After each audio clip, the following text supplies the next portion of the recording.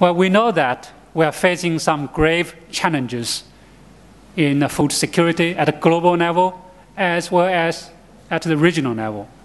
At a global level, it is still the case that we have almost 1 billion people who are suffering from hunger and poverty. And more importantly, or equally important, is the hidden hunger. So certain hungers that you cannot observe from your eyes. That is lack of micronutrients, the lack of vitamin A, iron, and zinc in your diet. So this can cause the damage to your life, particularly your children's life, prevent their productivity and their opportunities in the future. And the region is not unique.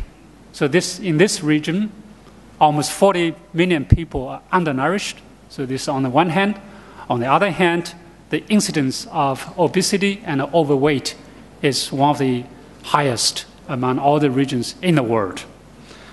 So the road ahead of us is very long. And the future challenges will put the regional food security even in a more dangerous situation. As my board chair mentioned, the regions are facing challenges like population growth, the unemployment of youth, the lack of natural resources, or severe constraints of water, land, and in the meantime, very high and volatile food prices will affect the region than any other regions. And this region itself, its behavior, can also affect the global food security. Remember about 3 years ago, when the food prices risen almost by 100% in 2010, then 2009, sorry, then the region imported rice at very high price, almost $1,000 per ton. That further actually exacerbated the food price at the global level. So the global food security and the regional food security are interlinked. So we have to look at these two securities together. Now, IFPRI has been working in the region for some time. We started our work in Egypt. Actually, my predecessor, Joachim von Braun, worked in Egypt in the early 80s, focusing on food subsidies.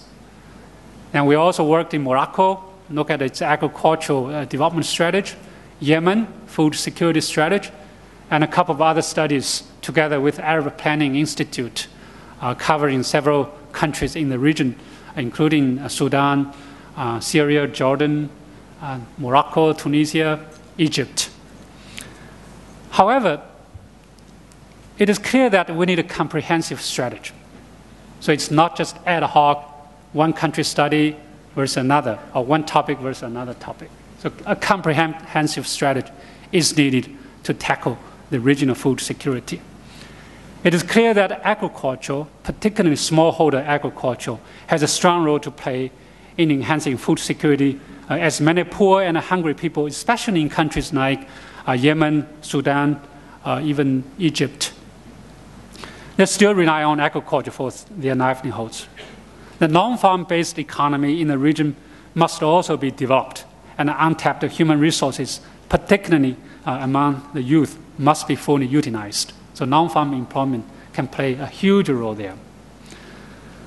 Then carefully designed trade policy and a regional food reserve strategies will contribute to the improvement of regional food and nutrition security more efficiently. So not just food security, but also nutrition security. So how can the countries in the region work together using a common framework to share the reserves, to use some common trade within the region and between regions and other regions? There's a great potential to be tapped. And then the region is increasing its investment in Africa, in Latin America, in agricultural land, in hoping that some of the investment can bring the food to the region. So I really hope that the region can use this investment more efficiently, effectively, by increasing Africa, Latin America's production.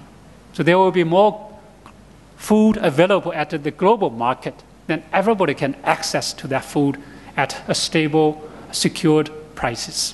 So not just go there to so-called grab the land and then to ship the grains back to the region. So I think there is a great opportunity to work together. Now, the IFPRI is an international organization under a bigger umbrella called CGIAR, Consultative Group for International Agriculture Research. The CGIAR and IFPRI have been existed for almost 40 years, more than 40 years. And the CGIAR is under the reform. So the donors have shifted the investment from supporting centers to the large research programs, large CGIAR research programs. So there are 15 large research programs. Each one of them has an annual budget of probably from $20 million to more than $100 million. So these are truly large mega research programs. And IFPRI is leading two of them.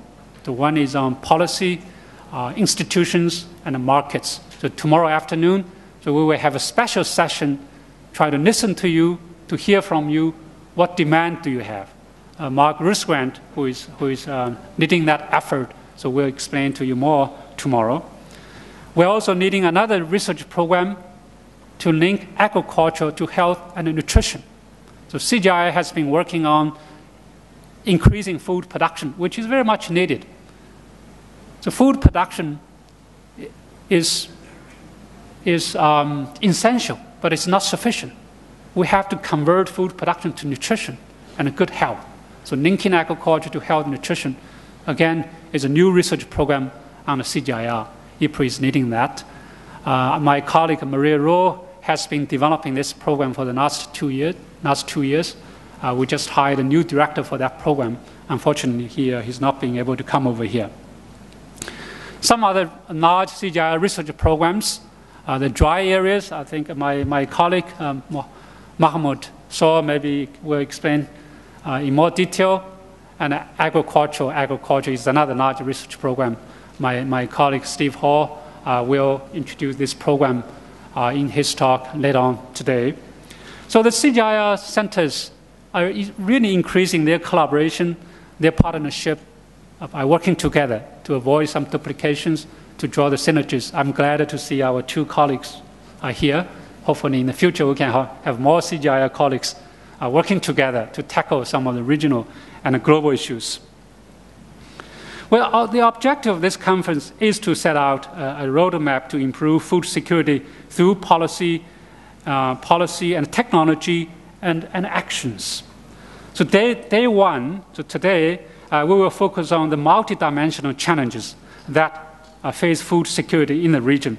So both from the perspective of the economy and the state, and from that of the household and the individual. Food security must be framed in a broader context. So macroeconomic issues, trade, exchange rate, interest rate, investment, so food security has to be framed in that broad context. But in the meantime, we still have to zoom in to agriculture, to technology, to farming practices, how this can help to deliver needed food for the region. And the day two will focus on priority setting for food security in the region. IFPRI is also in a process of developing its new strategy by taking into consideration of the new global landscape changes, by taking into consideration of the latest CGIAR reform and some of the challenges from the region. So we will hear from you, we will listen from you, and then we will use that inputs in devising our new strategies. And a priority setting for large research program policy, institutions, and markets, again, will be a focus for tomorrow.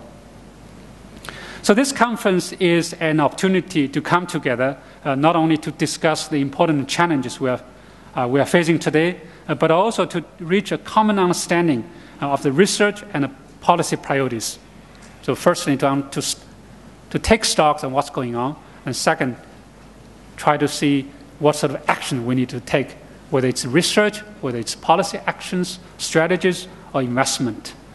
And for that, I wish you a good debate for the next 2 days. Thank you very much.